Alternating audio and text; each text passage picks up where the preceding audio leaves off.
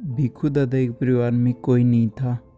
पिछले वर्ष उनकी पत्नी का स्वर्गवास हो चुका था। उनके एक लड़का भी था जिसका नाम किशोर था। किशोर की आयु 16-17 वर्ष की होगी तब वो तालाब में डूब गया और उसकी मौत हो गई। किशोर की मृत्यु के बाद भिखू दादा की दिमाग की हालत खराब हो गई थी। मेरे बाबा बताते हैं कि भिखू दादा को अनेक शास्त्रों का ज्ञान था। भिखू दादा ब्राह्मण कुल के थे, इसलिए गांव में सभी लोग उन्हें दादा कहकर बुलाते थे। भिखू दादा की झोपड़ी के पास में ही एक खेल का मैदान था। मैं बचपन से उसी खेल के मैदान में खेलता था। मेरी परीक्षाएं नज़दीक थी, फिर भी मैं कभी कभार वहाँ खेलने जाता था। उस दिन भी मैं मेरे दोस्तों के साथ उस मैदान में खेलने गया था। हमारे खेलने की शोर शराबे से भिखू दादा परेशान हो गए थे। भिखू दादा परेशान होकर झोपड़ी से बाहर निकलकर हमारी तरफ पत्थर फेंकने लगे। भिखू दादा का फेंका हुआ पत्थर मेरे और विशाल को लगा और गंभीर चोट लग गई। जब घर वालों ने पूछा ये चोट कैसे लगी तो हमने बताया कि ये चोट खेलने से लग गई। मेरी वार्षिक परीक्षाएं आरंभ हो चुकी थी। मेरी वार्षिक परीक्षाएं अच्छी हुई और समाप्त हुए आज पूरा 1 महीना हो गया। आज मेरी परीक्षा के परिणाम आने वाले थे। जो परिणाम आए वो आश्चर्यजनक थे। मेरे सभी मित्रों में केवल मैं और विशाल ही उत्तीर्ण हुए। हम दोनों बहुत खुश थे क्योंकि हम अगली कक्षा में प्रवेश कर चुके थे। नई कक्षाएं भी आरंभ हो चुकी थी। रविवार के दिन हम फिर एक बार सब मित्र भिखू दादा की झोपड़ी के पास में ही खेल रहे थे। तभी अचानक गेंद भिखू दादा की झोपड़ी में चली गई और अंदर से कुछ टूटने फूटने की आवाज़ आई। भिखू दादा गुस्से में बाहर आए और उनके एक हाथ में पत्थर था और एक हाथ में गेंद। उन्होंने पत्थर में फेंका जो कि मेरे पैर में आकर लगा और पत्थर लगने के कारण मेरे पैर से खून निकलने लगा। हम वहाँ से चले गए और मैंने घर जाकर मरहम पट्टी करवाई। अगले दिन मैं स्कूल गया। हमारी कक्षा में गणित के अध्यापक आए और उन्होंने कुछ प्रश्नों के हल करने को कहा। इसे आप चमत्कार ही कह सकते हैं कि पूरी क्लास में केवल मेरे ही सभी प्रश्नों के उत्तर बिल्कुल सही थे। इस प्रकार जब भी मैं खेलने जाता और भिखू दादा के एक पत्थर से चोट लगती तो कुछ न कुछ अच्छा होता जिसकी मैं कल्पना भी नहीं कर सकता था।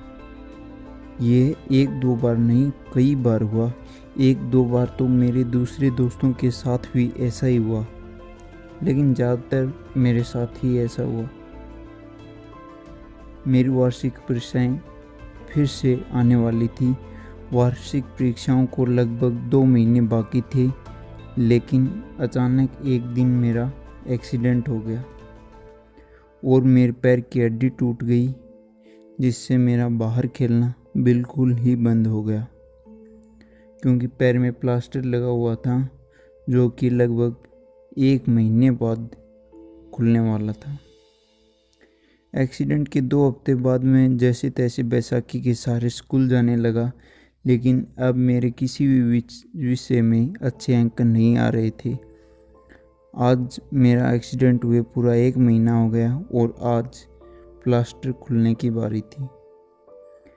अब जब प्लास्टर को खुले हुए पूरे 2 हफ्ते बीत गए तब मैंने सोचा कि आज बाहर खेलने जाऊंगा। तो आज मैं फिर उसी मैदान में जहाँ भिखू दादा की झोपड़ी थी वहाँ पे खेलने लगा। मैं गेंद के साथ खेल रहा था और किस्मत मेरे साथ खेल रही थी। जब मैं खेल रहा था तो गेंद भिखू दादा की झोपड़ी में चली गई।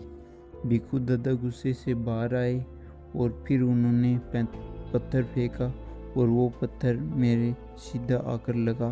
पत्थर लगने के कारण फिर से मेरे खून आने लगा और लेकिन मेरी ज़िंदगी में कुछ न कुछ फिर से अच्छा होने लगा, जिसकी मैं आशा नहीं कर सकता था। ऐसे लग रहा था जैसे मेरी सोई हुई किस्मत जाग उठी थी। इस तरह रोज़ मैं वहीं खेलने लगा। कभी कभी भिखू दादा के पत्थर से चोट लगती और कभी कभी चोट नहीं लगती। पता नहीं ये भिखू दादा के पत्थरों की चोट का कमाल था या मेरी अंदरूनी खुशी का, जो कि मुझे खेलने से मिलती थी। लेकिन कारण जो भी हो, मेरी पढ़ाई में पूरा सुधार हो रहा था। कल मेरी वार्षिक परीक्षाएं आरंभ होने वाली थी और मैं घर वालों से छुप छुपा कर बाहर खेलने गया। हम सभी दोस्त वहीं खेल रहे थे जहां हम रोज़ खेलते थे।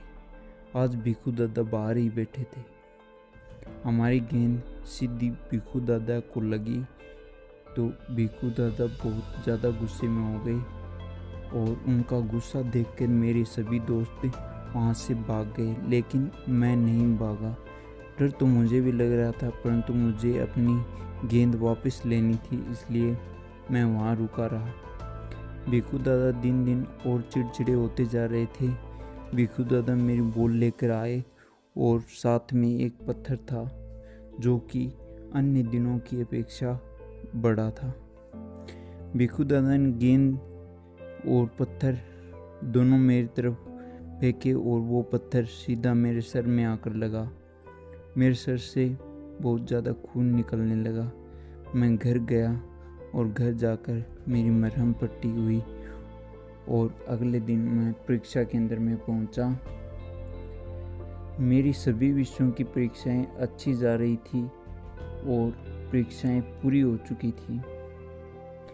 आज फिर से एक महीना बीत जाने के बाद परीक्षा के परिणाम आने वाले थे और ये परिणाम मेरे लिए बहुत ही आश्चर्यजनक थे। मैं क्लास में दूसरा स्थान प्राप्त किया था, जो कि मेरे लिए आश्चर्य बात थी, परंतु मेरे घर वाले बहुत खुश थे कि मैंने कक्षा में दूसरा स्थान प्राप्त किया। तभी वहाँ पर मेरे एक चाचा जी आए हुए थे। मैंने उनको भिखू दादा के पत्थर के मारने की बात पूरी बताई तो मेरे चाचा जी एक सरकारी अध्यापक के लिए तैयारी कर रहे थे। उन्हें मेरी कहानी में इतना विश्वास हुआ कि वो मेरे साथ खेलने के लिए तैयार हो गए और वो मेरे और दोस्तों के साथ भी खेलने लगे। तो उन्होंने जानबूझकर गेंद को भिखू दादा की झोपड़ी की तरफ मारा।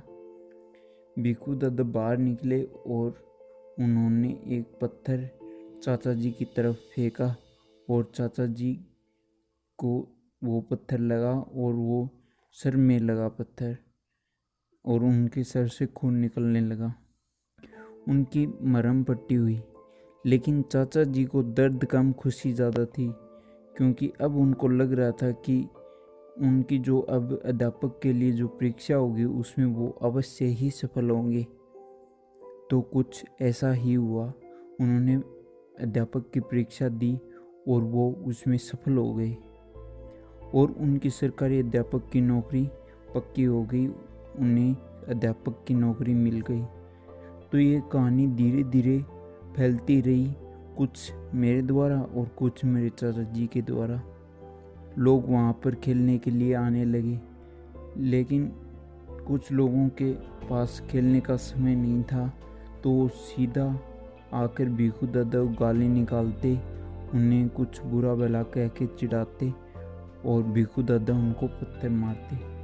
जिस बंदे को चोट लगती वो सोचता कि मुझे कामयाबी मिल जाएगी, परंतु कुछ ऐसा था कि 1000 बंधुओं में से कोई 10 बंधुओं को ही कामयाबी मिलती थी, बाकी बंधु असफल होते थे।